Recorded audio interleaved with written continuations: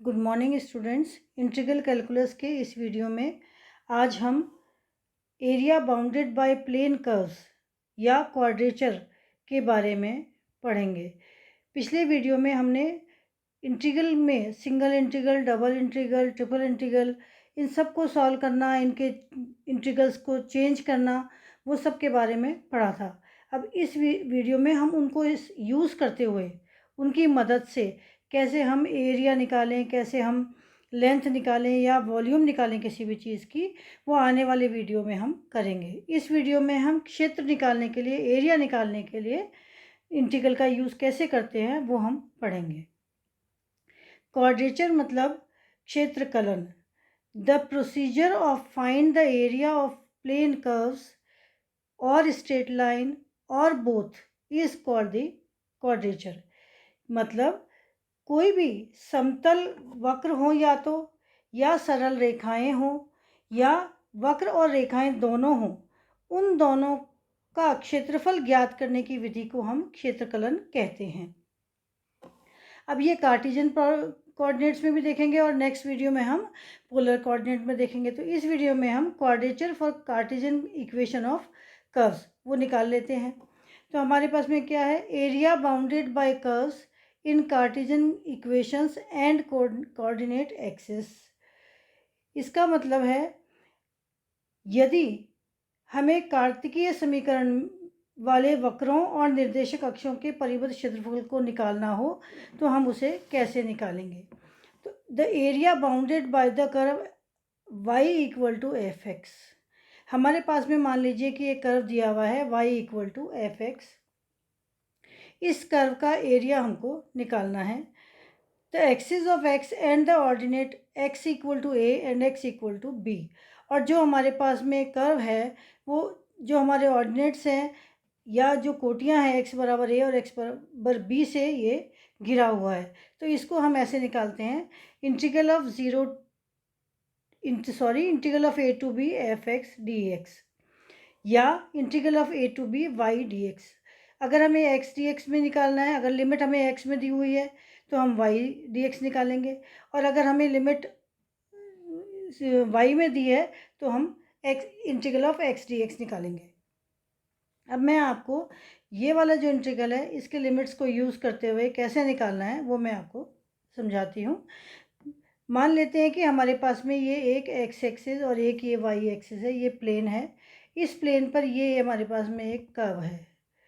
इस कर्व पे मान लेते हैं कि कोई पॉइंट a और b पर हमारा जो एरिया है वो कवर होता है x इक्वल टू, ये पॉइंट में x बराबर a है और ये पॉइंट में x बराबर b है। अब इस पूरे एरिया को जो हमारे पास में है a, b, c और d, इसका एरिया जब हमें निकालना है तब हम क्या करेंगे, पहले हम सब चीज़ों को डिनोट कर लेते हैं।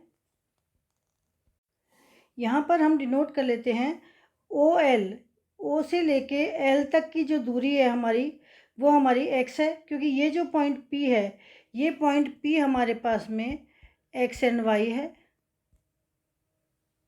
ठीक है, तो OL बराबर हमारे पास में x है, OM बराबर हमारे पास में x प्लस डेल्टा x है। क्यों? क्योंकि Q जो हमारे पास में है उसके को x plus delta x and y plus delta y इसके कोऑर्डिनेट्स हैं, और इसके कोऑर्डिनेट्स हमारे पास में p x, y है। अब जैसे जैसे हमारे x a से b की तरफ तक बढ़ता है तो वैसे वैसे ये y भी बढ़ता है। जैसे जैसे x a से लेके b तक बढ़ता है वैसे वैसे ये y भी बढ़ता जाता है। तो मान लेते हैं कि हमारे पास में a d और b c, ये b और ये c, ये a और d हमारे पास में वक्र की दो कोटियां हैं या हम ऑर्डिनेट्स बोल सकते हैं। यहाँ अब हमें क्या क्षेत्रफल ज्ञात करना है, हमें क्षेत्रफल ज्ञात करना है A B C D, area A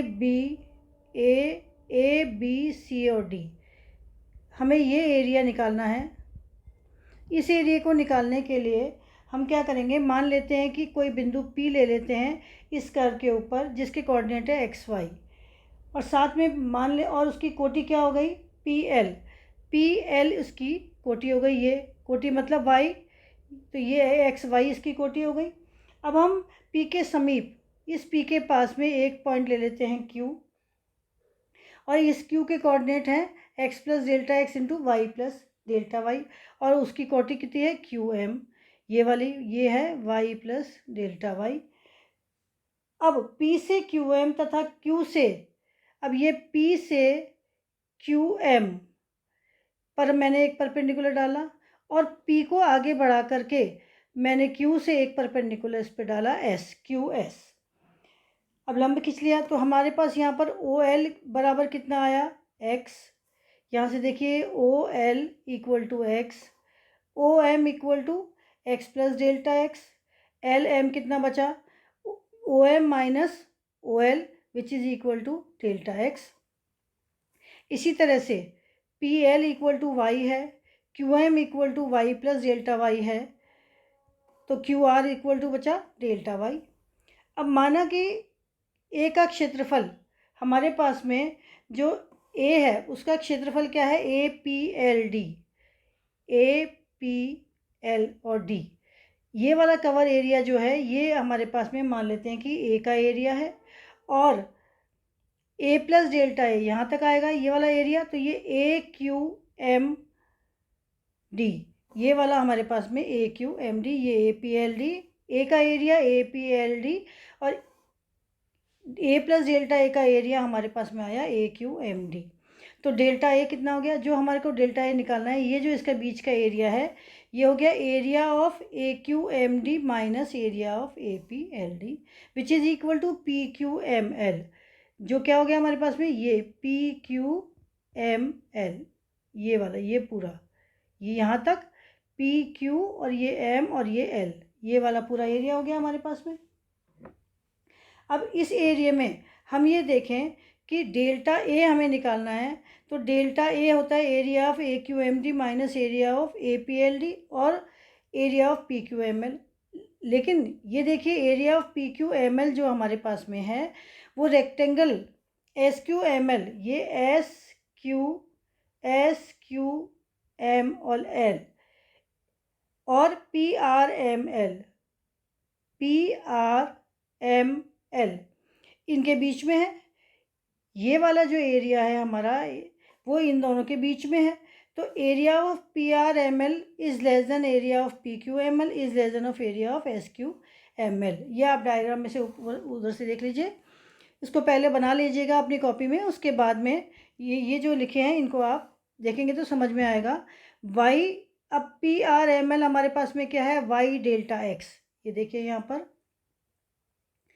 P R M L, P R M L ये हमारे पास में क्या है, ये तो एरिया है इसका, तो एरिया क्या हो गया पी आर एम एल का एरिया क्या हो गया, एक ये खड़ी लाइन और एक ये वाली, तो ये हमारे पास में क्या हो गया वाई इंटू डेल्टा एक्स, ये डेल्टा एक्स है हमारे पास में और ये वाई है, तो ये हो गया वाई डेल्टा एक्स। इसी तरह से area of P Q M L हमारे पास में area of P Q M L ये हमारे पास में क्या है area of delta A which is less than Y plus delta Y into delta X, और डेल्टा एक्स से डिवाइड कर दीजिए, Y less than delta A upon delta X less than Y plus delta Y. जब हमारा point Q tends to P पर आता है तो delta x tends to zero होता है, delta y tends to zero होता है, तो उसके लिए इक्वेशन 1 क्या हो जाएगी हमारे पास में, limit delta X tending to zero Y less than equal to limit delta A upon delta X less than equal to limit Y plus delta Y delta X tending to zero, और Y less than D A upon D X less than Y, और D A upon D X, क्योंकि ये D A upon D X इससे छोटा भी है और बड़ा भी है, तो ये कब संभव है जब ये बराबर हो, तो d A upon D x equal to y is equal to function of x. तो ये हमारे पास में किसी का एरिया जहाँ हम निकालते हैं तो वो आ जाता है। Now taking integral between the limits X equal to A to X equal to B, तो A to B F X D x equal to A to B D A upon D X into D X, तो ये हमारे पास में area आ गया। तो इसलिए जब भी किसी कर्व और लाइन का एरिया निकालना हो तो हम इस तरह से निकालेंगे। अब यदि area bounded by two curves, यदि दो कर्व के द्वारा बना हुआ हमारे पास में एरिया हो, तो अब दो कर्व का एरिया हो हमारे पास में, तो हम क्या करेंगे, मान लेते हैं कि एक ये कर्व है हमारे पास में ए पी बी, ये कर्व है y इक्वल टू f1x, और दूसरा है ए क्यू और b, ये हमारे पास में है y इक्वल टू f2x। ठीक है, अब इस पे ये किसके द्वारा कवर्ड है, पूरा एरिया, ये यहाँ से x इक्वल टू ए हो गया, और यहाँ से x इक्वल टू, ये x इक्वल टू बी हो गया, और ये x इक्वल टू ए हो गया, तो इसके द्वारा कवर्ड है। अब इस वाले एरिया का क्षेत्रफल निकालने के लिए, इस वाले एरिया का क्षेत्रफल निकालने के लिए हम इस बाहर वाले कर्व से इस लाइन का ये एरिया निकाल लेंगे पहले, ये वाला, और फिर ये नीचे वाला एरिया निकाल लेंगे।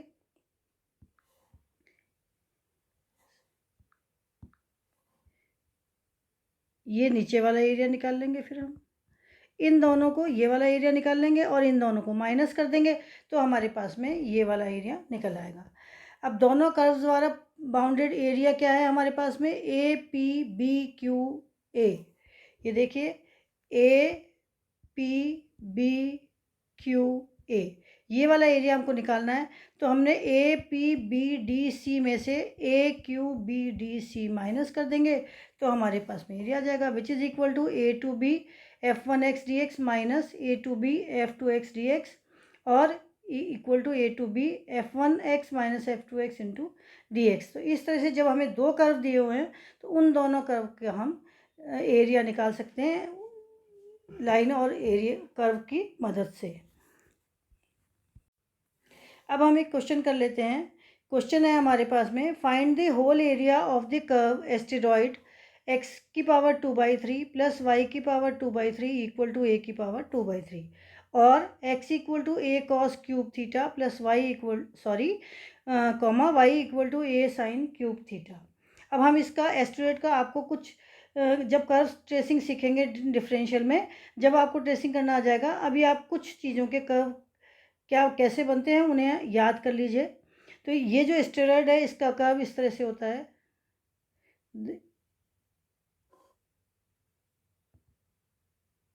ये एस्टेरॉयड का कर्व है।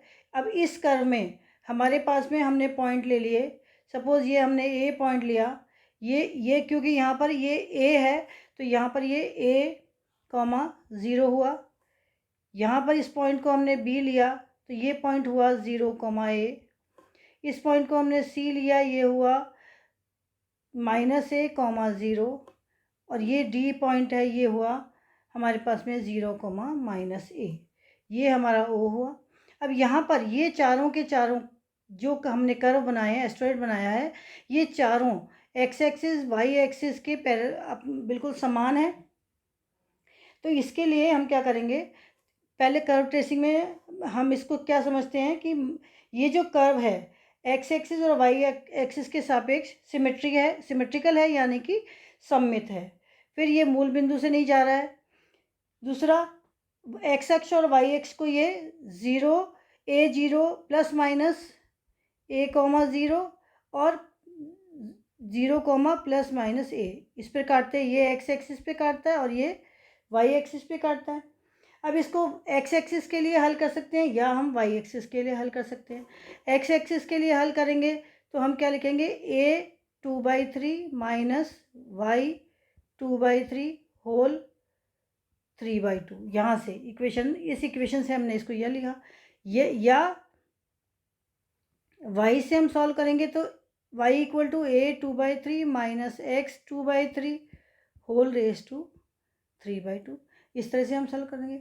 अब यहाँ पर y का हम करेंगे तो y की जो लिमिट्स है वो y is greater than a है and y is less then -a है, तो ये इसके ऊपर x की वैल्यू काल्पनिक हो जाएगी। इसी तरह से हम x में लेंगे तो x में भी इस दूसरे समीकरण में x is greater than a and x is less than minus A के लिए वक्र का कोई भी भाग विद्यमान नहीं है, तो इसके लिए हम ये कहेंगे कि ये हमारा काल्पनिक है। तो अब ये हमने जो डायग्राम बनाया है, इस डायग्राम से हम इसको सॉल्व करेंगे। तो हमारे पास में एरिया क्या आ जाएगा, 4 into area of O A B, क्योंकि ये सिमेट्री में है। ओ ए बी ये और बाकी ये सारे ये सब सिमेट्री में है, तो हम इसको 4 से गुणा कर देते हैं। तो area of O A B which is equal to 4 into 0 to A Y D X, यहाँ पर which is equal to 4 integration of 0 to A की पावर 2/3, वाई की वैल्यू रख दी, माइनस एक्स की power 2/3 whole 3/2 into D X. अब इसको हल कर लेते हैं हम, बस हल करेंगे और इसका आंसर आ जाएगा। माना कि x बराबर a cos cube theta, then D x equal to कितना आ जाएगा, -3a cos square theta into sine theta D theta. अब लिमिट भी लगा देते हैं, when x equal to 0 theta equal to π/2 and x equal to a theta equal to 0। इसलिए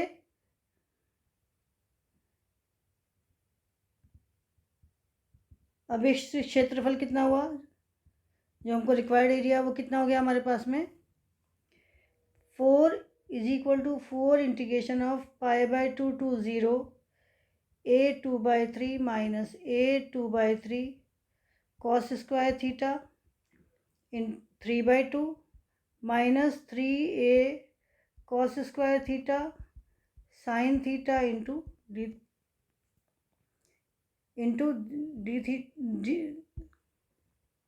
D theta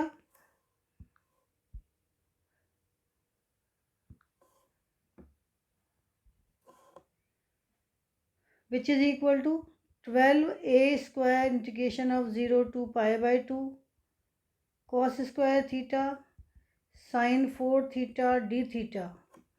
अब जो मैंने गामा फंक्शन में आपको पढ़ाया था वो वाला फॉर्मूला लगा दीजिए, 12a स्क्वायर गामा 3/2, डायरेक्ट नहीं लिखते हैं, gamma 2 plus 1/2 gamma 4 plus 1/2 over twice gamma 2 plus 4 plus 2/2